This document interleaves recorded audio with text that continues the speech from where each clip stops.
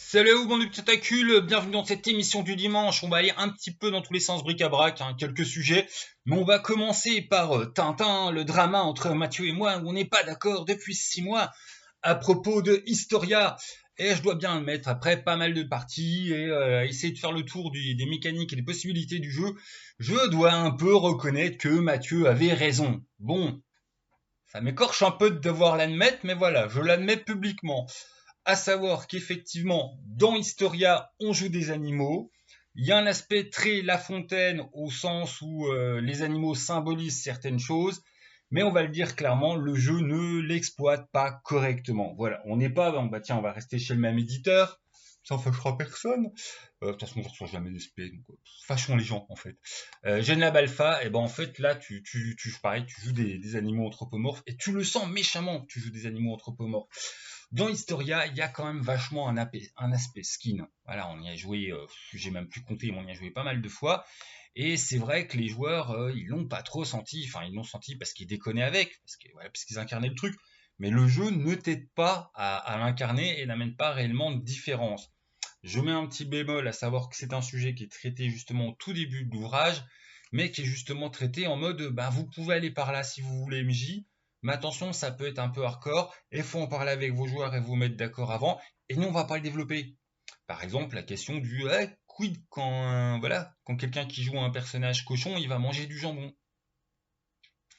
Et ben ça c'est quelque chose que le jeu ne va pas traiter. Il te le pose dans un petit coin, il dit ça peut être intéressant, mais il le fait pas. Et c'est vrai que ça c'est un gros côté dommage parce qu'au final tu as des tas d'espèces différentes, mais c'est un habillage à La Fontaine, mais pas comme quand La Fontaine il te fait la souris et le lion, le rat et le lion. Non, c'est vraiment du La Fontaine au sens du le personnage il est un petit peu vénal et méchant, ah il va être un cochon. Il est un petit peu sournois, ah bon on va le mettre en serpent ou en chat. Voilà, c'est plus de genre de choses. L'espèce va te traduire un petit peu voilà un petit peu le caractère. Voilà les super fidèles religieux un peu du plafond, c'est tous des clébards hyper loyaux, mais aucune réflexion. Voilà, c'est à ce niveau-là que l'animal est utilisé et pas véritablement sur l'aspect bestialité, enfin, c'est faux. Il y a une petite mécanique par rapport à la bestialité, mais c'est pareil, c'est vraiment la seule chose qu'on a, et c'est une mécanique en fait qui fait t'as ton perso, boum, tu l'as plus. On n'est pas sur quelque chose où on sent véritablement le glissement, on est vraiment sur une espèce de tout ou rien. Donc c'est pas, à mon sens, je reconnais qu'on peut justement en mettre. Le jeu peut s'y prêter, mais ça va être quelque chose que vous allez devoir amener, vous MJ et vous joueurs. Donc d'un côté, Historia permet justement de jouer à la fois très à la fontaine, on joue des animaux juste en surface, très skin avec une petite règle qui fait qu'on peut retomber dans l'animalité, mais c'est pas trop développé, jusqu'à quelque chose de beaucoup plus voilà, zut, le cochon qui devient végétarien parce qu'il veut pas manger d'autres cochons, mais c'est quand même vachement laissé entre les mains des MJ en mode un peu débrouillez-vous. Et voilà, ça c'est un petit débat entre Mathieu et moi depuis un temps pas possible.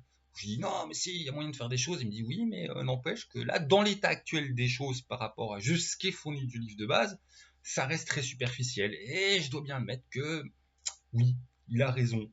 On peut faire plus, on peut faire mieux, le jeu tient vite, mais c'est ça, il t'invite, il ne t'accompagne pas. Voilà.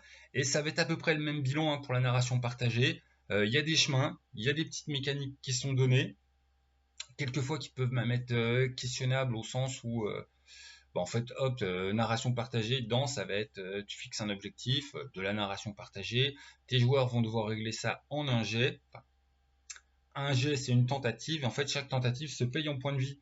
Donc si des fois, ça peut avoir du sens que ce soit payé en points de vie, on fait une narration partagée d'un combat rapide parce qu'on n'a pas envie de s'embêter, puis c'est pas un truc important, ou voilà, on est en train de faire les ninjas à rentrer chez Bidule pour lui voler un truc, mais quelquefois ça n'a pas de sens. Enfin, perdre des points de vie en cas de débat, c'est quoi? C'est tu t'es fait lyncher par la foule ou donc voilà, c'est pas toujours approprié cette perte de points de vie.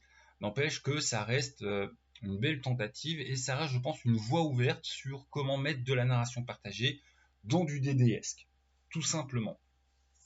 Mais encore une fois, il y a ce côté on aborde, on ouvre, mais on n'y va pas à fond. Et enfin, toujours sur on aborde, on ouvre, on n'y va pas à fond. petit point sur le recueil d'aventure. Donc le recueil d'aventure, effectivement, il va te donner plein de types de goûts différents qu'on peut jouer d'aventure. Donc pour le groupe type, tu peux à peu près tout jouer. Nous, on avait un groupe un peu plus d'intello, donc on pouvait pas jouer les trucs trop bagarres. Mais on va avoir à chaque fois des scénarios qui sont à peu près structurés pareil. Acte 1, 2, 3, quand même très linéaires, qui vont emmener les personnages à la fin de l'aventure, où en fait c'est là qu'il y a le côté choix moral se pose. Donc tout le début est assez linéaire et assez dirigiste pour arriver à un questionnement qui est là par contre très ouvert et laissé au choix des joueurs. Mais quelquefois, jusqu'au point, je vous parlais d'exemples de narration partagée sur une petite bagarre, des fois tu as des séances de bagarre où en fait tu sais que tes persos vont perdre, point. Ils font le truc de narration partagée, c'est juste est-ce qu'ils vont perdre beaucoup ou est-ce qu'ils vont perdre un peu. Mais hop, le combat sera forcément perdu. Voilà, il y a des trucs un peu dirigistes comme ça où tu fais croire à tes joueurs qu'il y a une marge de manœuvre, mais en fait il n'y en a pas.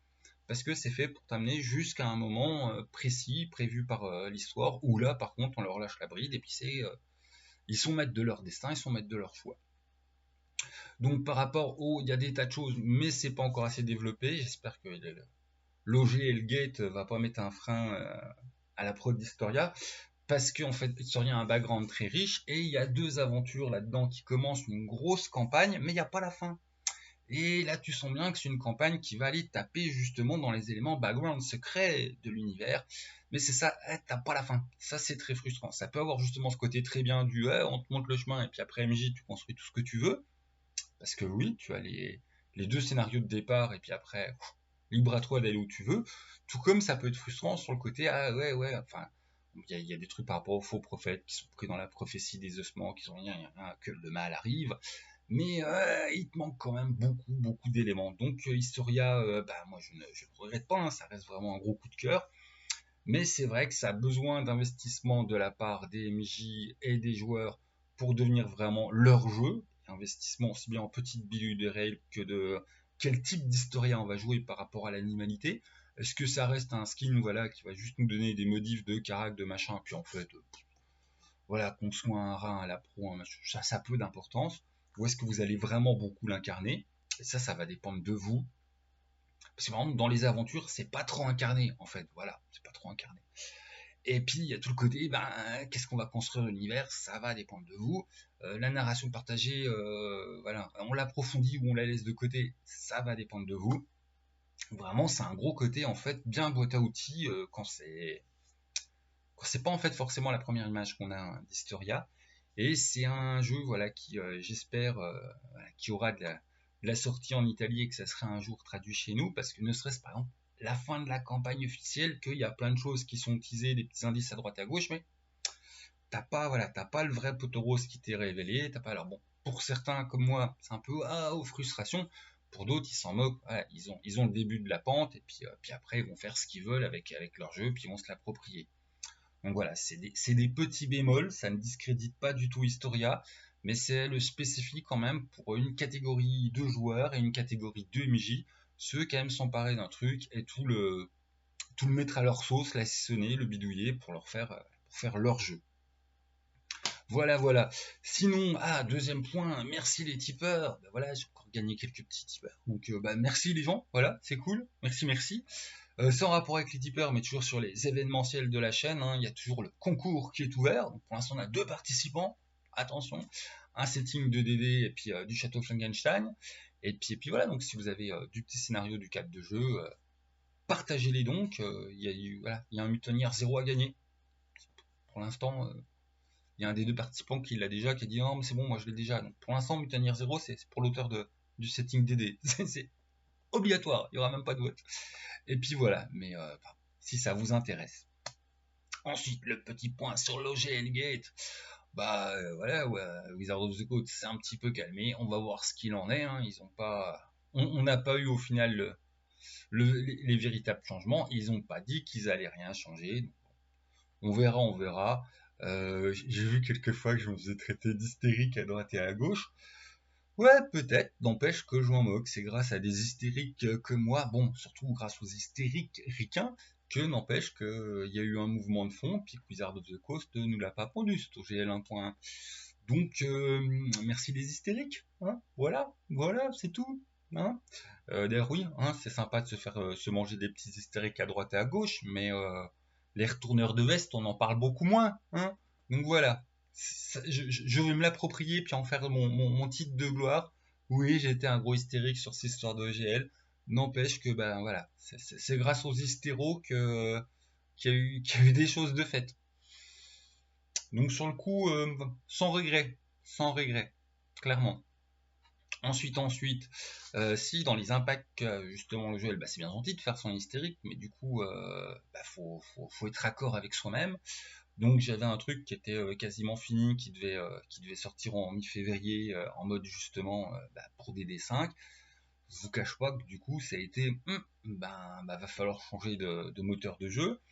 Au début je me suis dit CDO, mais j'implique tellement de transformations sur CDO du type suppression des levels, suppression, ouais, apparition des espèces, enfin des trucs que je me suis dit, bon bah voilà, on va intégrer notre propre petit moteur de jeu tout simplement bah, au setting qui doit sortir et puis on verra bien. Donc ce sera un setting qui avait été prévu pour du DD5 mais avec un petit moteur incorporé qui effectivement tiendra quand même bah, beaucoup de parenté entre CDO, du Black Hack, une petite touche Barbarian of Lemuria. On sentira la filiation. Je ne le renie absolument pas. Je ne vais pas faire non, c'est pas vrai. C'est complètement vrai. C'est parti tout simplement de moi. J'ai envie de le faire sous CDO. Et puis au bout de 5 pages de oh, telle règle ça change, telle règle ça change, telle règle ça change, que chaque point de règle je les ai modifiés. Les seuils, comment fonctionnent les aspects, les d'héroïsme qui deviennent des points de destinée. Enfin, voilà. Donc c'est clairement un enfant de CDO et c'est clairement plus du CDO. Donc à un moment on va arrêter de faire n'importe quoi avec le jeu d'Isler à faire 25 000 Astérix et puis on assume qu'on fait un petit moteur plus voilà plus. C'est CDO passé à la moulinette vieux geek tout simplement. Puis on verra quand ça sort. Hein. J'avoue qu'on s'est dit du coup on va reculer de mi-février à mi-mars mais voilà entre ce qu'on s'est dit et ce qu'on va réussir à faire. Donc on verra. Et puis sinon oui, bah, Xenia, du coup, Xenia disponible ad vitam, donc j'espère que voilà, il restera disponible. Je commence à avoir quelques petits retours des gens qui l'ont joué à droite et à gauche, puis bah, du coup, je suis content. Enfin voilà, c'est un scénar qui fait rire les gens, donc c'était l'objectif, un truc pas pour se prendre au sérieux, pour bien rigoler pour une soirée. Donc il ne révolutionne pas le champ du jeu de rôle, mais voilà, quelque part, on m'a fait pas mal de retours que c'est entre de l'OSR et du Brancalonia, au sens ça a l'humour de Brancalonia, mais ça a plus la difficulté du jeu et le parfum de l'OSR, et bah merci les gens, c'était exactement ce que je cherchais à faire, c'est exactement les retours que j'ai, donc content, voilà, content, j'avoue, content. C'est pas un succès commercial, loin de là, je ne vivrai pas grâce à Moraxenia 4 jours peut-être, mais en tout cas en termes de premier truc de vraie hauteur, eh ben, je suis content quoi. On frôlerait le un petit peu fier de soi quoi. Tu vises un objectif, tu atteins cet objectif, enfin je veux dire dans le goût de ce que je voulais transmettre, donc très content. Voilà. Tiens dans la série, pourquoi j'ai noté ça? Ça n'a aucun rapport. J'ai fini mon bois. Ça n'a aucun rapport, je ne sais pas pourquoi je vous parle de ça. Donc plein de stères coupés avec mes petites mains. Si quand même pour l'anecdote marrante, hein, au début de la saison du bois, je n'arrivais pas à démarrer ma tronçonneuse avec mes petits bras parce que j'étais trop faible. Maintenant j'arrive à démarrer la tronçonneuse avec mes petits bois parce que je suis devenu plus moins faible. Alors, on peut pas dire que je suis devenu fort. On va dire que je suis passé de -3 à -2 peut-être. Ou de -2 à -1. Enfin bon, voilà, ça sert à rien d'aller en salle de muscu quand tu es à la campagne. Tu vas faire ton charmingal, ça fend de ton bois. Et ça t'en fait des biscottos. Hein. Je faisais une demi-heure et 1 heure par jour. Voilà. Donc, euh, donc ça va. Non, biscotor. Ouais, quand j'aurais fini d'être un idiot. Les retours de partie, Terre suspendue. Bah, Terre suspendue, très fun, très bien. L'univers a vraiment plu aux joueurs. La mécanique, passer le premier, oulala, comment que ça va marcher, c'est pareil, ça plaît bien. En distanciel, c'est un peu compliqué au sens, à chaque fois, faut distribuer des jetons. Et du coup, ben, à chaque fois, voilà, c'est même pas seulement je tape le temps d'écrire l'algorithme de lancer de dés, c'est vraiment à chaque fois, je mets, j'utilise tel aspect avec tant de points pour la puissance, tant de points pour l'initiative, tant de points pour l'opposition, et du coup, bah, ça va prendre un peu plus de temps. Après, bah, là, chaque rune a été relativement long parce que bah, fallait que les gens s'emparent du système. Il n'empêche que justement le scénario de base de Terre suspendue est très très bon là-dessus.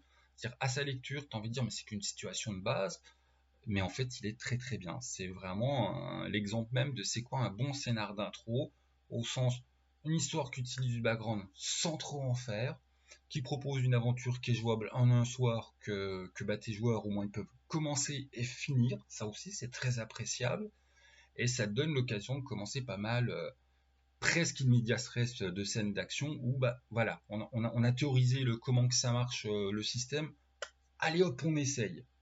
Et au final, ben, c'est du très bon, Terre suspendue, donc je ne peux que le conseiller. C'est vraiment un jeu qui arrive à jouer autrement et qui se passe complètement de dés et de hasard, même si on reste dans ce paradoxe qui en étonne certains et qui en dérange absolument pas d'autres. On est sur un monde extrêmement magique et la magique a une part d'aléatoire et on a rarement vu un système aussi peu aléatoire et extrêmement stratégique. Il y a littéralement, il n'y a pas d'aléatoire. Quand tu es suspendu, tu es responsable de tout ce qui t'arrive d'un point de vue mécanique, car il n'y a aucun facteur aléatoire. Et d'ailleurs, pour les musiques, il y a vraiment un petit moment sympa parce que il y a des moments où tu es presque en situation jeu de société où bah, tu vas être contre tes joueurs parce que bah, t'as pas le pouvoir de faire tomber des météorites ou de balancer n'importe quoi comme dés. Quand tu joues tes antagonistes, voilà, c'est pas juste le machin attaque, je jette un dé de 20. C'est qu'on t'attaque, tu vois, bah, lui il est intelligent, donc il essaye de faire une bonne stratégie. Donc moi en tant qu'MJ, par rapport à de ce que j'ai vu que les joueurs y font avant, j'essaye de bien faire les répartitions des points. Et ça marchait d'autant plus justement sur des parties découvertes, parce que bah, tu ne sais pas en tant qu'MJ, bah, voilà, les joueurs n'ont pas des habitudes de sortilèges et puis de tactique entre eux. Donc à chaque fois ils improvisent, et t'es vraiment dans une situation quelque part de pied d'égalité. Et ouais, nous on s'est bien amusé, même si d'ailleurs là sur le deuxième scénar, on a eu du joueur très pertinent qui a bien squeezé le scénar, mais bon ça c'est voilà, quand les joueurs ont des très bonnes idées, bah bravo les gars, c'est bien. Mais voilà, pour nous, j'arrête de me dévoiler partout, je vais mettre la retraite. Pour nous, c'était vraiment de la bonne expérience, terre suspendue, tout bien, même si le côté distanciel fait qu'il faudrait avoir un moteur fait pour, hein, où tu mets tant de points, tant de points, tant de points, parce que là, sur Discord, à chaque fois, à y écrire, c'était un peu relou. Mais ça, c'est voilà, c'est le côté truc informatique pas dédié. Et enfin, gna gna gna, oui, le bilan de live. Bah, le live du mercredi, il était très agréable. Il y a eu assez de personnes pour qu'il y ait de la discussion, pas trop pour, voilà, pour que les gens qui. Enfin, on n'était pas 50, j'ai pas compté, hein, je crois qu'on a dû monter à une dizaine max, 10-12 à un moment. Et du coup, bah, tout le monde il a pu prendre son temps de parole, on a pu échanger. C'était pas du tout moi qui tiens le crash war, ça m'a fait du bien. Et puis voilà, puis alors dans les choses qui ont forcément ressorti, on tient quand plein de MJ et de joueurs discutent entre eux l'importance de la session 0, et pas seulement sur les voiles, les machins, mais vraiment, qu'est-ce que vous cherchez dans le jeu de rôle? Est-ce que tu es plus pour une partie déconnade, ou est-ce que tu es plus dans on va essayer de faire quelque chose d'un peu sérieux, c'est-à-dire respecter la cohérence? L'histoire du je joue un nain, alors je crache sur le roi. Voilà, est-ce que votre groupe il est parti dans ce genre de délire? Ou est-ce qu'il est, on va essayer un peu de respecter la cohérence du truc? Ou est-ce qu'au contraire, on va tous jouer méga roleplay? Enfin, ces moments, tout simplement, on disait, bah, il n'y a pas de bonne manière, c'est juste la session 0, c'est le moment où tout le monde discute de le MJ qu'il propose, les joueurs de ce qu'ils recherchent pour que ça s'accorde et qu'il n'y ait pas de mauvaise surprise après, tout simplement. C'est ça, c'est un moment d'accord pour que tout le monde sache est-ce qu'on va jouer au foot ou au basket. On se met d'accord sur quelle ambiance de jeu on fait, quoi. Bah, d'ailleurs, non, ce serait plus est-ce qu'on joue avec les règles, est-ce qu'on joue avec du foot, mais gars, on va sur un vrai terrain, on respecte absolument toutes les règles et puis il y a un arbitre, ou est-ce qu'on fait le truc, on va dans une cour d'école, tu mets deux pulls pour faire c'est où les cages, il n'y a pas de terrain, tant que le ballon il est quelque part, tout le monde se court après, il n'y a pas d'arbitre parce que les gens sont là pour rigoler, enfin, vous voyez l'esprit du truc, quoi. Et le truc qui est venu aussi, qui était une bonne surprise, c'est on a passé pas mal de temps à réfléchir et à débattre sur la notion bah, du preneur de notes, du scribe, qui est au moment du temps de jeu, bah, souvent la personne qu'on entend le moins.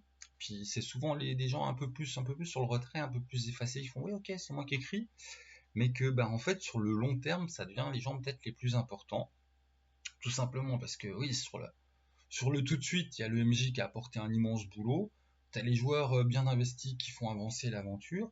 Et puis tu as le scribe qui a toute l'importance, bien évidemment, c'est celui qui prend les notes pour tous les scénarios d'enquête, que s'il a mal fait son boulot dans 5 séances, on va plus rien comprendre.